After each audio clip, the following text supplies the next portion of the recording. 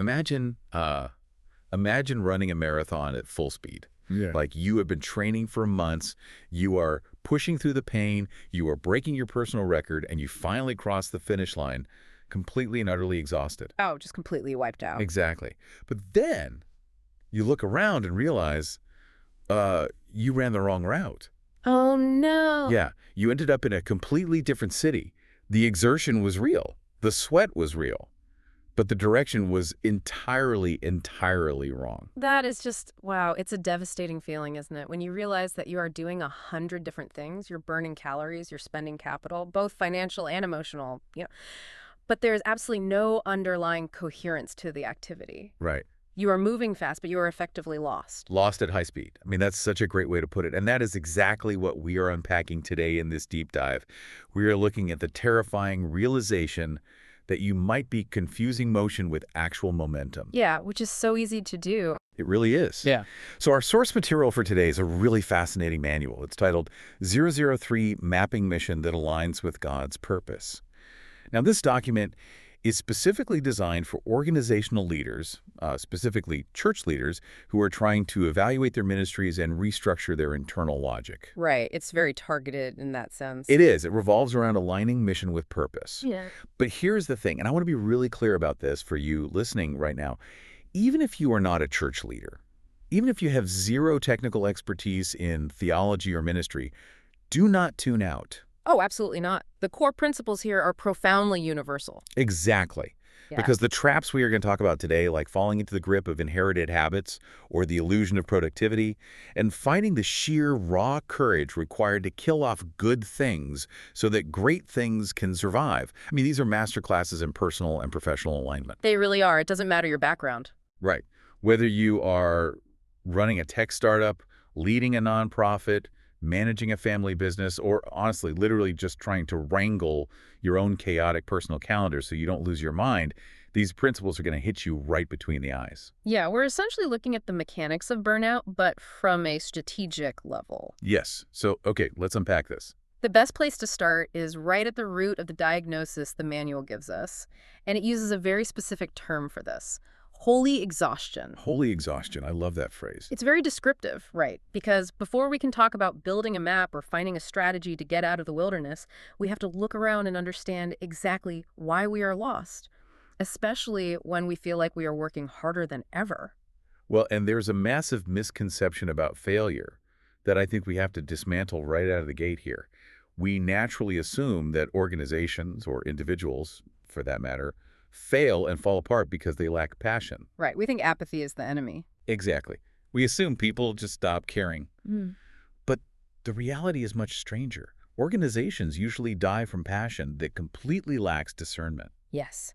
They multiply their programs, they launch new initiatives, they say yes to every single request, they spin up new teams, but they never actually hit pause long enough to ask if any of it makes sense together. Which leads right into that holy exhaustion. You're just spinning plates. What's fascinating here is how the text points out that this is the defining characteristic of fragmentation. It is an organization doing many objectively good things, but not the right things. Or perhaps they are doing the right things in the wrong way, or without the foundational structure required for those things to endure. Yeah, when you have activity without coherence, you get that exhaustion. And the mechanism driving this incoherence, almost without fail, according to the source, is inherited habits. Inherited habits. Let's dig into that because it is such a deceptively quiet killer. It's the insidious idea that we keep doing things simply because they have always been done. Oh, the logic is totally circular. Right, like why do we fund this? Because we funded it last year. Why do we run this program?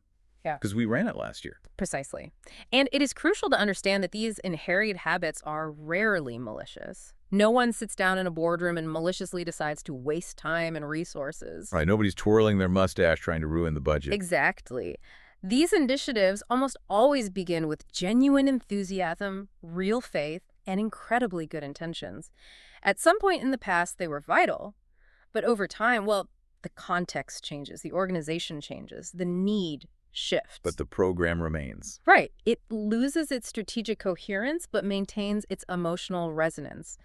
People stay emotionally attached to it, but from a strategic standpoint, it becomes completely unclear why it still exists.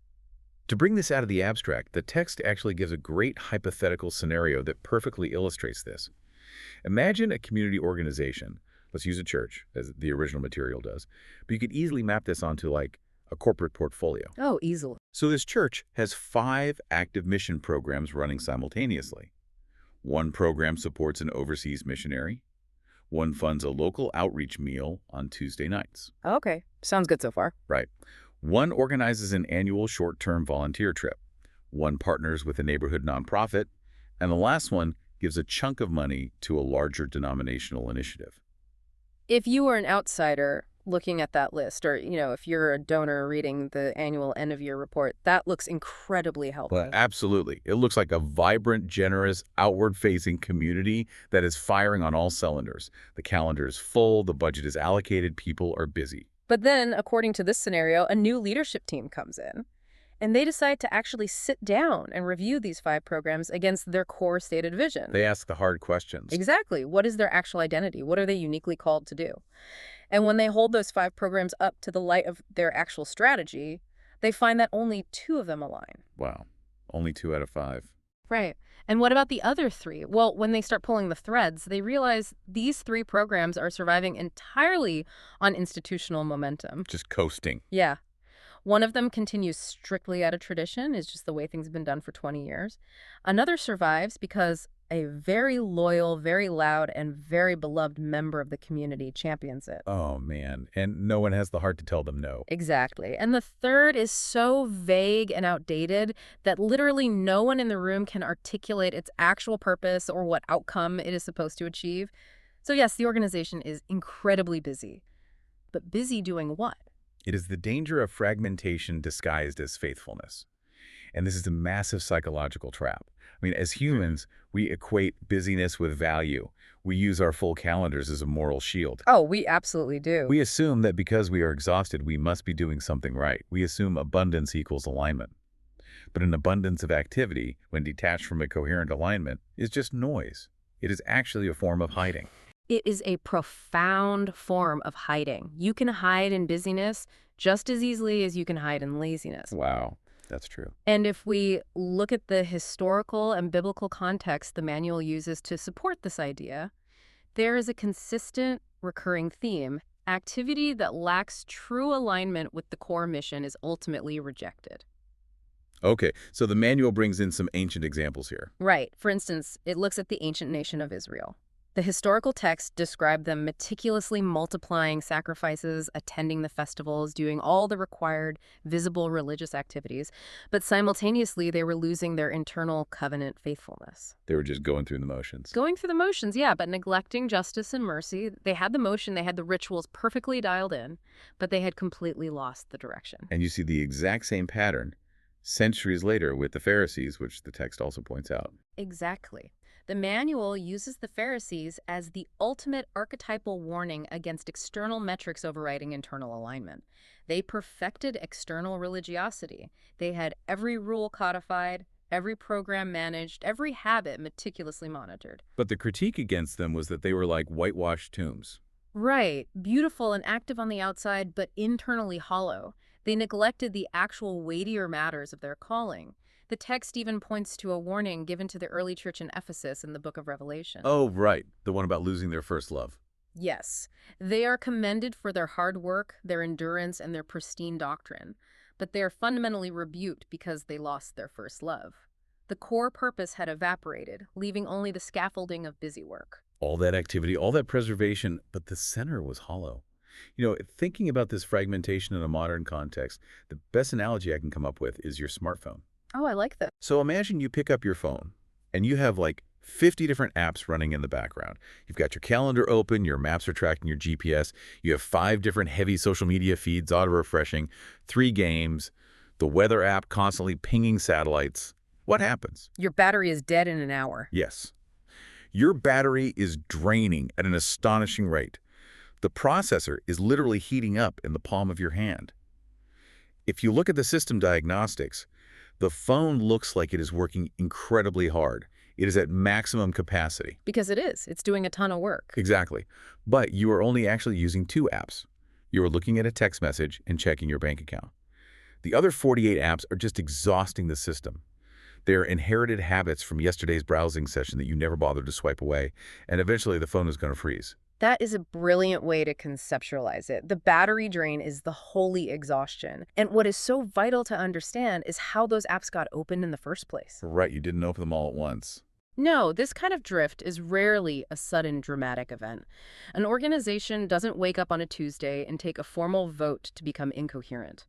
The drift happens slowly, imperceptibly, through accumulation. Just one swipe at a time. Yeah. You add a program because a genuine need arises in the moment.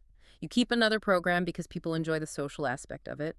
You launch a third initiative because you saw a competitor or a neighboring organization do it really well, and you felt a pang of insecurity. Oh, the comparison trap. Always. And slowly, day by day, year by year, you create this massive, sprawling portfolio of good intentions that completely lacks a coherent center. Okay, so if busyness isn't the cure, and if even our best good intentions aren't enough to prevent this kind of slow, agonizing drift into exhaustion, what is the actual cure? How do you close the background apps? Well, this brings us to what the manual argues is the core paradigm shift. Yeah, and I think this is the most jarring paradigm shift we're going to discuss today.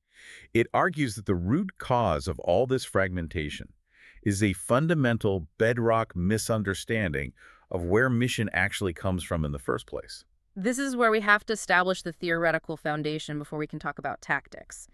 There's a central conviction here that the text insists must be grasped. An organization, and specifically the church, in the context of our source material, does not invent its mission. It discerns and joins a mission that already exists. It discerns and joins. It doesn't sit in a room with a whiteboard and brainstorm a brand new purpose. Exactly. The manual uses a Latin theological term here, missio Dei, which translates to the mission of God. The concept it's laying out is that mission isn't a department within an organization. It is not a line item on a budget. It is not an outreach committee that meets on Thursday nights. It's bigger than that. Much bigger. The fundamental nature of reality, according to this framework, is that God is already on a mission to redeem and restore the world. The Father sends the Son, the Father and Son send the Spirit, the triune God sends the church. The sequence matters immensely here. The sequence of who is sending who. Right. The manual argues that the church doesn't have a mission. The mission has a church.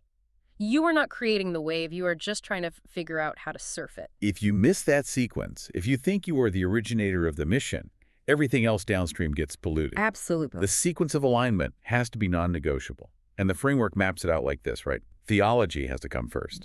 Theology, or your core ultimate truth, shapes identity. Identity then clarifies context.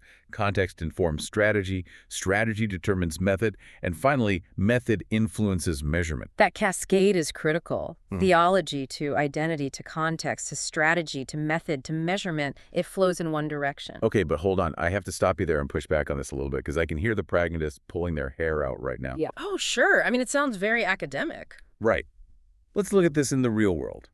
If a community group or church or just a decent person walking down the street sees people who are hungry, shouldn't they just buy them a sandwich? Just meet the need. Yeah.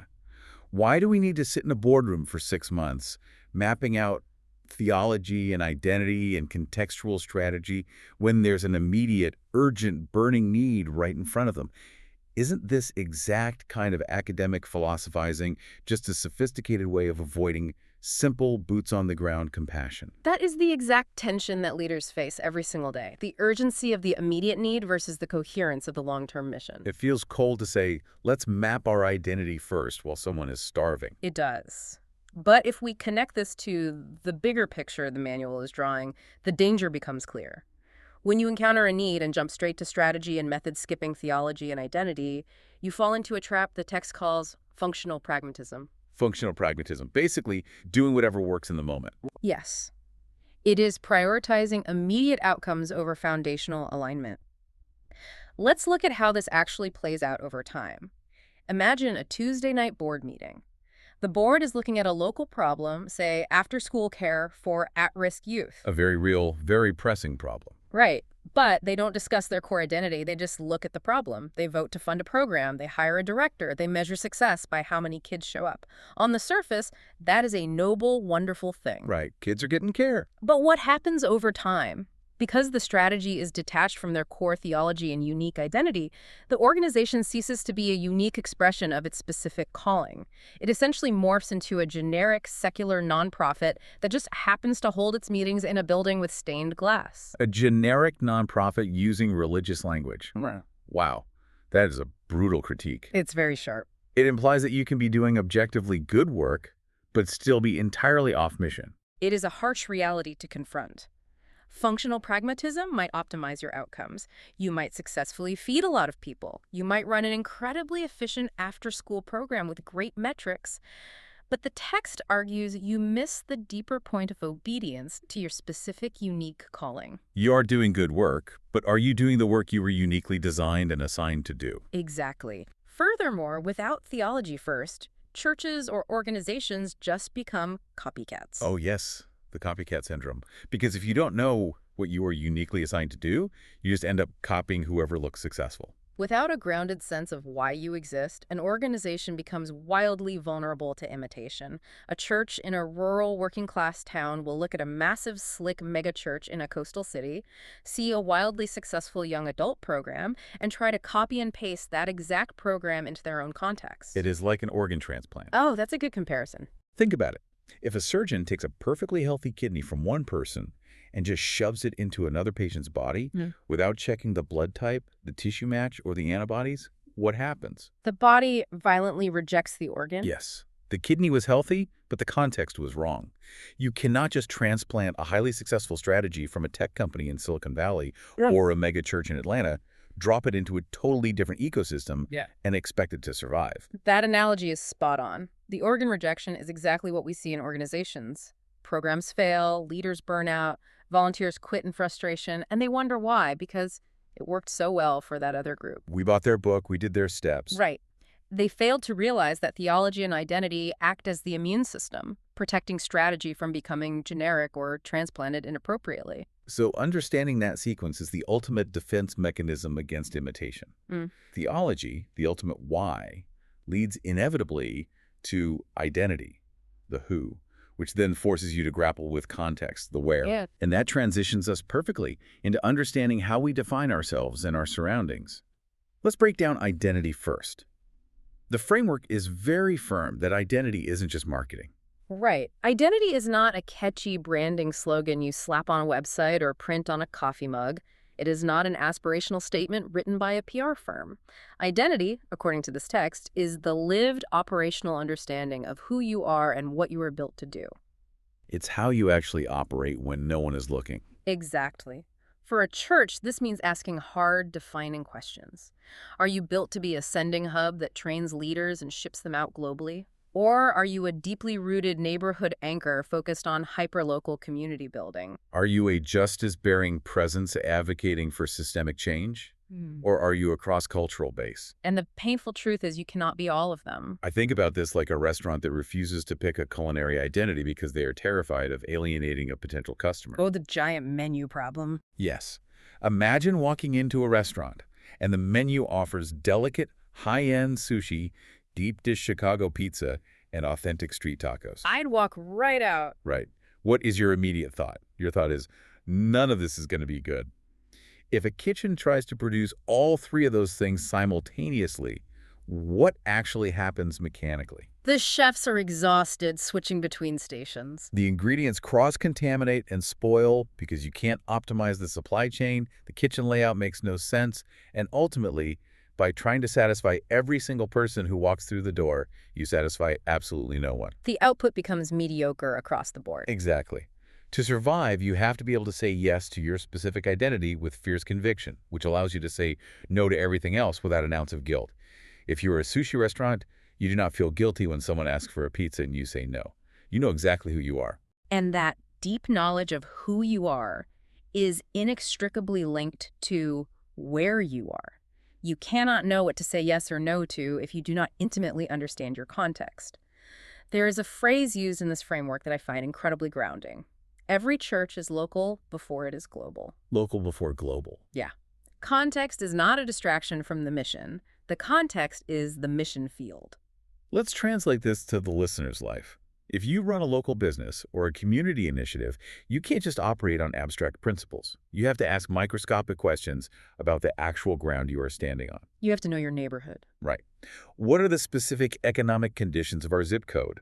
What are the underlying social factors in our specific town? What are the demographic shifts? Have 1,000 new young families moved in, or is the population aging out? What languages are spoken in the local schools? What specific industries are employing or laying off our neighbors? It requires a level of observational rigor that most organizations just don't have the patience for. We often miss the open doors right in front of us because we are too busy looking at someone else's map. And again, the manual points out this isn't just sociology, it is grounded in theology. The framework points to the incarnational ministry of Jesus as the ultimate case study in contextualization. Let's dig into that incarnational concept because it's a heavy word. What does the text mean by that? Incarnation essentially means taking on flesh, entering into the physical reality of a situation. The manual argues that Jesus did not minister in the abstract. He didn't drop a generalized one-size-fits-all philosophy onto humanity from a cloud. He didn't shout platitudes from a distance. Exactly. He entered a hyper-specific, localized, gritty world in first-century Palestine. Right, he dealt with the actual dirt of the roads. He engaged with the realities of Roman imperial taxation. He navigated deep-seated ethnic and religious conflicts. He dealt with the local agricultural economy, the prevalence of disease, the complexities of family systems. He spoke to fishermen about fishing and to farmers about seeds. He knew his context. Completely. So a church or any organization that ignores its physical context might be loudly proclaiming absolute truth, but it is doing so without any incarnational wisdom. It is shouting the right answers to questions that the local culture isn't even asking. It is shouting truth into a void instead of speaking it into a reality. And I want to apply this specifically to the modern landscape because the reality we are navigating right now makes understanding localized context more urgent than perhaps at any other time in history. Without a doubt, if we extrapolate this to the modern landscape, what defines it? Complexity, relentless competition for human attention, massive digital distraction, algorithmic echo chambers, profound financial pressures, and rapidly shifting cultural assumptions. We live in an era where people's attention is entirely fragmented by global digital noise. They're experiencing holy exhaustion just by looking at their phones. Yes, and in that environment, a deeply localized, contextually aware, physical presence is a radical differentiator. If you do not know exactly who your neighbors are, the internet will happily replace you in their lives. The digital world is infinitely scalable, but it is totally disembodied. True, contextual mission is physical. It is knowing the name of the barista down the street. It is knowing which local factory just closed. And this brings us to a massive collision point, because if you do this hard work, if you nail down your theology, you define your identity, and you meticulously study your context, you are inevitably going to run headfirst into a very harsh, very uncomfortable wall. The wall of your own limit. Exactly. The wall of limits. Your resources are finite. Your energy is finite. There are only 24 hours in a day. You absolutely cannot do everything. No one can. Which brings us to the most painful, but perhaps the most necessary part of this entire deep dive. The concepts of stewardship, honoring limits, and the sheer courage required to prune. This section of the manual represents a profound reframing of how we think about management. Usually, when we hear the word stewardship in an organizational or church context, we immediately think of a capital campaign or an end-of-year fundraising push. We think it means managing money, balancing the checkbook. Right. But this framework pushes way past the balance sheet. It argues that honoring limits on your budget, yes, but also limits on your staff's mental health, your volunteer capacity, your leadership's emotional bandwidth, your own physical energy. Honoring those limits is actually a primitive spiritual responsibility. There's a phrase used in the text to describe this that is incredibly humbling. It calls it creaturely dependence. Creaturely dependence. The idea is that we are created beings. We are not infinite. Only the Creator is infinite. We require sleep. We get sick. We get overwhelmed. Acknowledging that is a form of humility, but it directly contradicts the dominant cultural narrative of our time, which is the assumption that faithfulness or success requires endless, perpetual, year-over-year expansion. I really struggle with this concept. Let's be honest. In a capitalistic society, the default metric for success is growth. Always. Line goes up. Exactly. If a CEO walks into a boardroom and says, "Our goal for Q3 is to honor our creaturely dependence and stop growing," they are going to be fired by lunchtime. Oh, they'd be escorted out of the building. So how do you reconcile this idea of honoring limits with the innate human desire to build and expand? Well, according to the text, you reconcile it by recognizing the difference between healthy growth and cancerous growth. Oh, wow. Cancerous growth. Yeah, cancer is rapid, unchecked expansion that eventually kills the host body because it ignores the body's limits. Healthy growth is proportionate. The reality is, many organizations are not failing because they are too small. They are failing because they are dangerously overstretched. They're trying to do it all. They are trying to fund every idea, staff every initiative, and chase every opportunity. And as a result of trying to do 100 things adequately, they are doing absolutely nothing with excellence. They are stretched so thin you can see through them. Which means the only path to health is reduction. Yeah. You have to prune. And the metaphor used here by the manual is the ancient imagery of the vine and the vine grower. It's a very classic, very vivid metaphor. If you look at viticulture, a master vine grower doesn't walk into the vineyard with a pair of shears and start hacking off branches because they are angry or because they hate the plant. Oh, it's very calculated. They meticulously remove branches, even ones that have leaves on them, so that the lifeblood, the sap, can be redirected to the living, vital branches, allowing them to actually bear fruit. Pruning is an act of deep, intentional care. It is not an admission of failure. But pruning a plant and pruning an organization are two very different psychological experiences. Because vines don't have feelings, but volunteers and employees do. Right. A vine doesn't cry when you clip it. Exactly. Pruning an organization requires a level of leadership courage that is exceedingly rare. Here's where it gets really interesting. This is where the theory hits the incredibly messy reality of human emotion. Let's put this into a real-world scenario. Let's say you have done your audit, and you realize that a specific ministry, let's call it Mrs. Smith's Tuesday night community potluck, no longer aligns with your mission. Okay, poor Mrs. Smith. Right. In theory, you just cut the dead branch. But in reality, cutting that program means cutting something that real, breathing human beings have attached their identity, their fondest memories, and their hopes to. Mrs. Smith has run that potluck for 40 years. She met her husband there. She finds herself worth in organizing it. It's her whole world. How on earth does a leader end an objectively good thing without causing an absolute mutinous revolt in the organization? This raises an important question. It is the crux of leadership. It is where you find out what a leader is really made of. The framework does not gloss over the pain of this process. It explicitly acknowledges that people anchor their identities to programs. So, the advice for leaders is that they must operate with a delicate synthesis of two things: truth with tenderness. Truth with tenderness. Don't compromise the truth, but don't deliver it like a sledgehammer. Precisely. You must honor the history of the program without allowing the organization to become trapped by it. And the key intellectual distinction that makes this possible is learning to separate legacy from obligation. Legacy versus obligation. Let's translate that to the corporate world for a second. This is the legacy software product that your company's been updating for 5 years, even though it's losing money, solely because the guy who coded version 1.0 is now the VP of engineering, and he's emotionally attached to it. Exactly. Or it is the community event that hasn't seen new attendance in a decade. A good leader will publicly, intentionally celebrate the legacy of that software or that potluck. You hold a dinner. You tell stories. You honor the real, tangible fruit it bore in the past.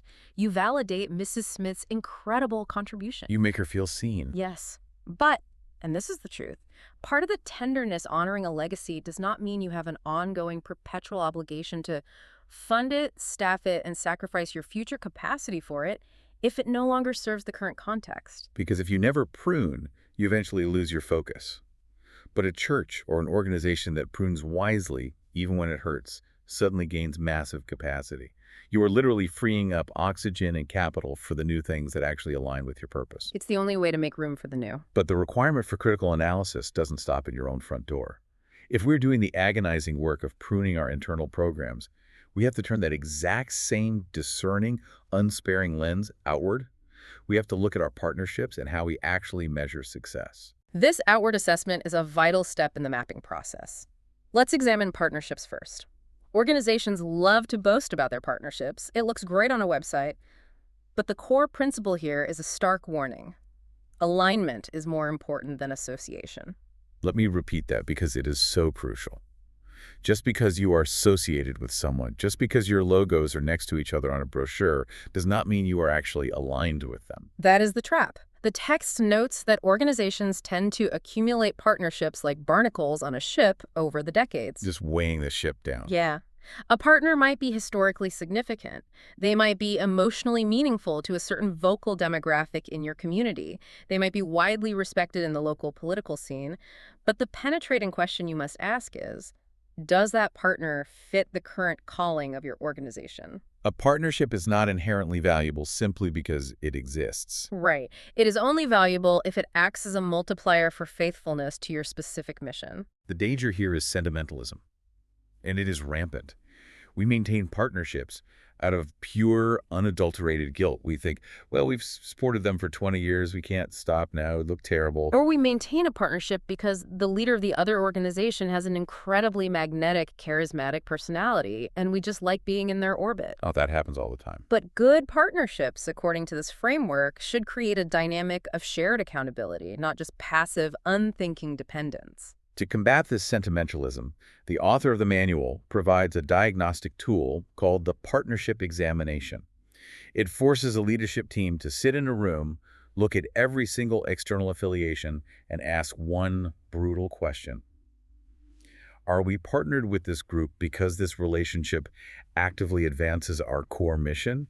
Or are we only maintaining this relationship because ending it would be socially, politically, or emotionally uncomfortable? It's a very clarifying question. I want you listening to run that exact diagnostic on your own life right now. Look at your professional networks. Look at the boards you sit on. Look at your organizational affiliations. Look at your personal commitments. Are you maintaining those associations out of pure momentum? Just coasting on autopilot. Are you staying on that committee because you actually believe in what it's doing, or because you're terrified of the awkward conversation you'd have to have if you resigned? Ending a partnership does not mean the other party is evil or bad. It simply means the alignment that once existed has naturally expired. And if you are going to rigorously evaluate your partnerships, you must also evaluate your own outcomes. You have to measure success. But the framework provides a massive caveat here regarding how we define measurement. Right. It warns us against two extremes. Yeah. We have to refuse vague, spiritualized fog without swinging to the other extreme and reducing human beings strictly to spreadsheet metrics. It is a profound tightrope walk. On one side, you have the error of spiritual vagueness.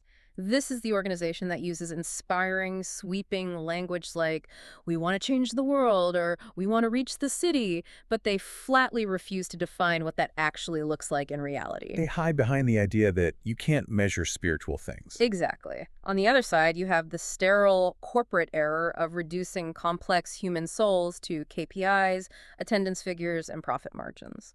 So what is the middle ground? How does the manual say we should measure it? The framework insists that faithfulness must be observable. You should be able to see the evidence. But the metrics of a fruitful mission are fundamentally different than corporate KPIs. Instead of just counting bodies in a room, you are looking for observable changes in reality. Like what?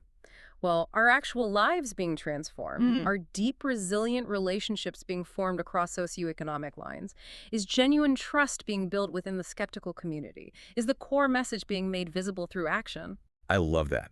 You cannot just count the number of leaves on the tree. You have to find a way to measure the depth of the roots in the soil. That's a great way to put it. So we have covered the philosophy. We have talked about theology, identity, pruning, and measurement. It is beautiful. It's highly convicting. But, the perennial problem with philosophy is execution. It always is. How do you actually do it? How do you actually implement this? How do you take a massive, complicated, fragmented organization, or even just a chaotic personal life, and turn this high-minded theology into a working system? This brings us to the final, most practical section of our deep dive.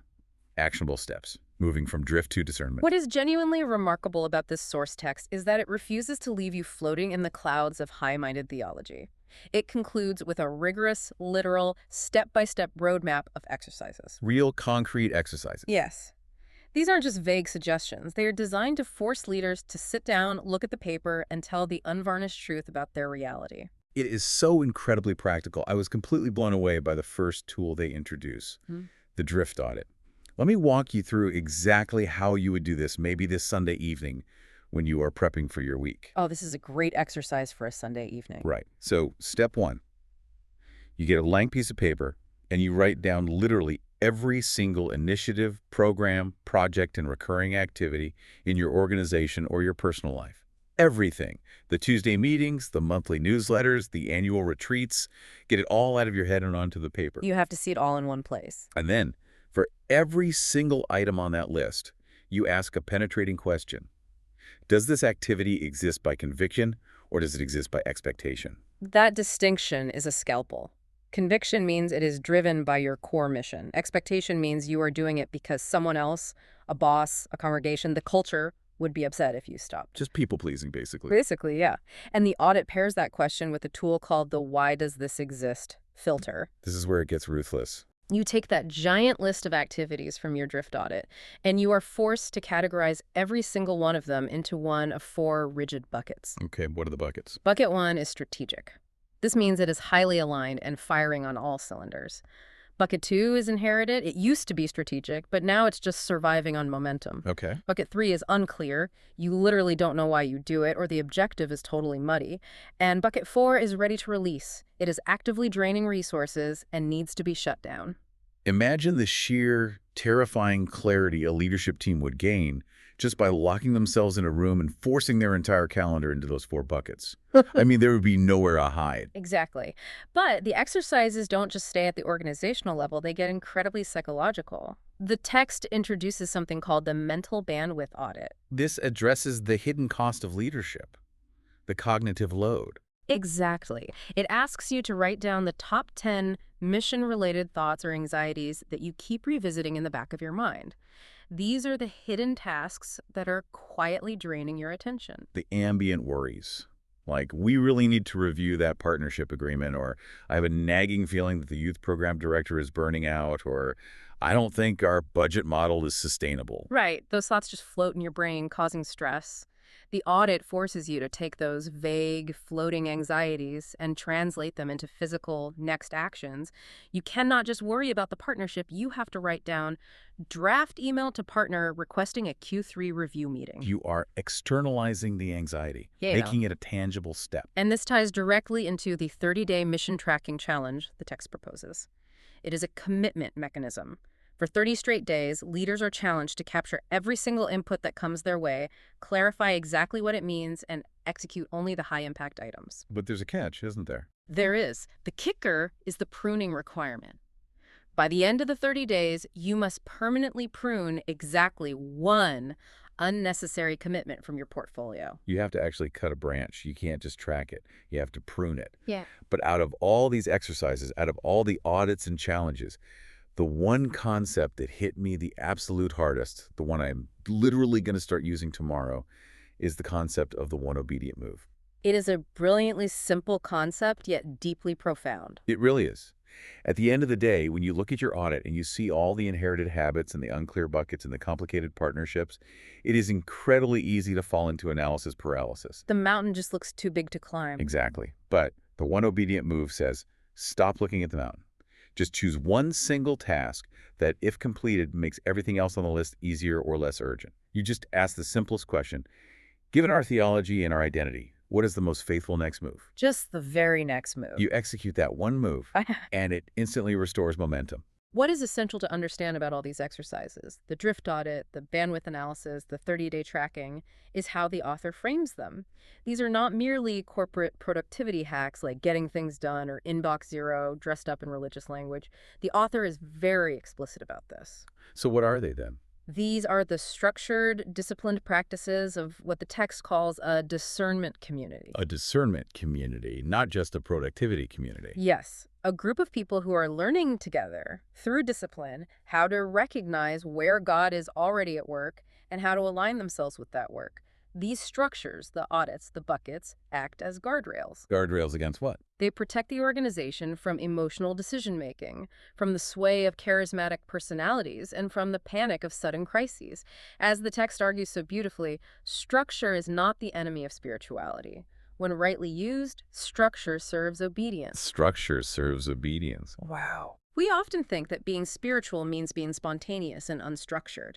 But clarity, discipline, and structure are often the very fruit of a deep dependence on God. I am just in awe of how this framework manages to be Intensely practical, highly administrative, and yet deeply, profoundly grounded in purpose. Hmm. It demands that we fundamentally change our posture toward our work. It really does. We have to stop sitting in boardrooms staring at whiteboards asking, what can we invent? What can we do to save the day? And start asking, what is the core mission that precedes us?